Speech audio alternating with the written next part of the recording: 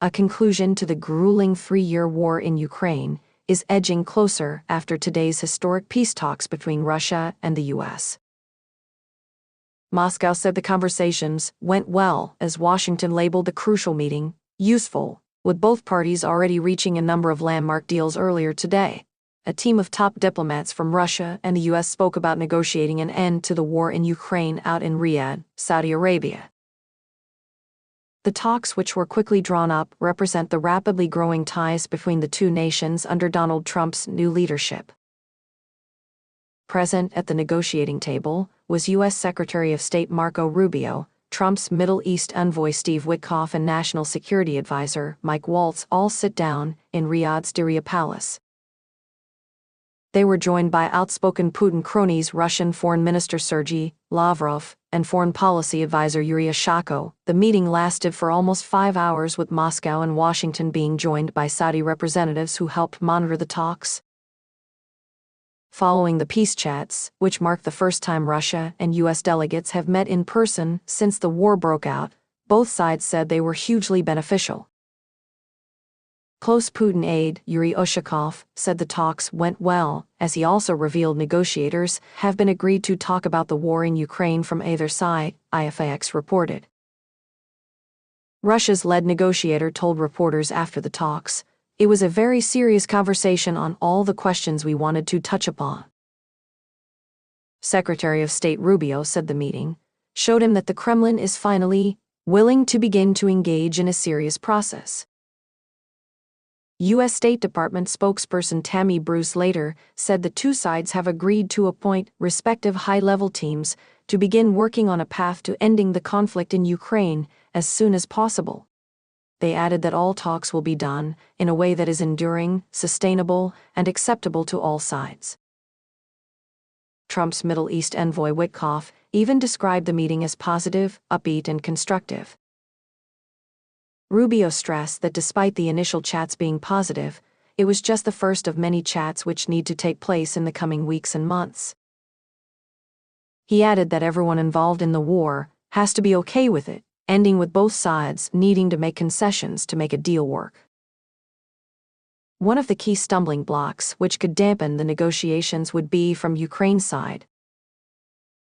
They were notably excluded from Riyadh today, in a move which left both President Zelensky and his European allies annoyed and frustrated. Brave Zelensky was in Turkey as the U.S.-Russia talks went ahead without him, with the comedian-turned-top politician heavily criticizing the talks. He said any negotiations should not take place behind our backs, as he reiterated a peace deal will only be agreed if it is fair for all those involved, not just Putin. Zelensky even announced he has postponed his official visit to Saudi Arabia until March 10, despite him initially being scheduled to arrive tomorrow. The move has been done in order to not give any legitimacy to the U.S.-Russia meeting, two sources told Reuters. One of the main differences in opinion Kiev has compared to their counterparts in Moscow is over Ukraine's NATO membership. Zelensky has long been campaigning with European leaders to grant Kiev a spot in the organization, as it would give them protection over Putin's army in case of any future invasion.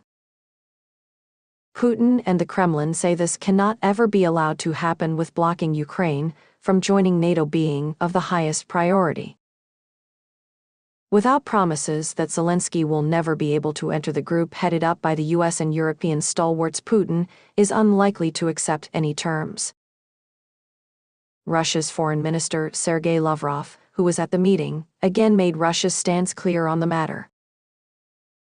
He said after the first peace talk, "We've told the U.S. that deployment of NATO troops in Ukraine, even under other flags, is unacceptable for Russia," before adding that expanding the alliance to include their neighbors will be seen as a direct threat to Russia.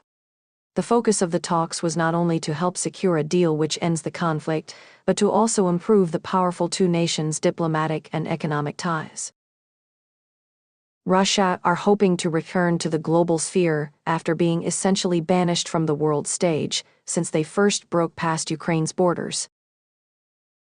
Putin's struggling country has been constricted by damaging sanctions which have seriously stunted their economic growth. Moscow expects progress will soon come on the economic front to get Western sanctions removed, a negotiator said. A growing bond with Trump's new-look America could prove to be Vlad's way back in despite him still being despised by many across the globe. One of the main goals of the Saudi Arabia peace talks was to open up the door for tyrant Vlad to speak with President Trump in the near future. Trump has already said he and Putin will speak in person soon, as he offered up Saudi Arabia as a likely first spot. Putin gleefully responded by offering the U.S. president to come to Moscow as well after their first meet. But an official date or location is still yet to be agreed, with nothing being confirmed during today's talks. Kremlin aide Ushakov said conditions for a meeting are being discussed, but they are still undecided on the details. He added, "We are ready for this, but it is still difficult to talk about a specific date for the meeting of the two leaders." Another key takeaway from today saw the Kremlin confirm that Putin is ready to speak to Ukraine's President Volodymyr Zelensky to achieve a peace deal, if necessary. Putin and Zelensky have never spoken directly to one another since Vlad's illegal invasion 3 years ago. But the dictator is now said to be ready to negotiate if he must. Kremlin spokesperson Dmitry Peskov announced Putin will talk to Zelensky if a few conditions are met. Peskov said, Putin himself said that he would be ready to negotiate with Zelensky if necessary, but the legal basis of agreements needs discussion, considering the reality that Zelensky's legitimacy can be questioned. Moscow has constantly labeled Ukraine's heroic leader as an illegitimate president due to Zelensky continuing to be in charge despite his official term ending in 2024. Ukraine has been trapped under martial law since Putin's cross-border massacre, meaning a fair election hasn't been able to take place, leaving Zelensky as the president, annoying a disgruntled Putin. The Kremlin said the tense presidential sit-down between the long-term enemies would only take place after the wider issue of European security is addressed by all. Peskov added, a lasting and long-term viable resolution is impossible without a comprehensive consideration of security issues on the continent. With regard to Ukraine joining the EU, it is the sovereign right of any country. Nobody can dictate to another country, and we do not plan on dictating. But it is completely different when it comes to security issues and military alliances. Here we have a different approach that is well known. European troubles.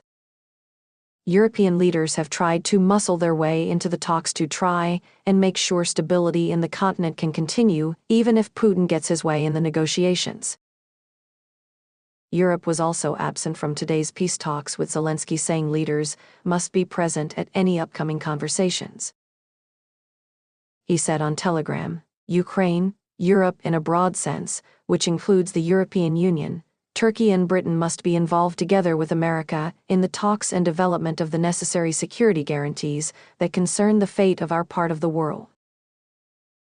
Rubio insisted that nobody is being frozen out of peace negotiations.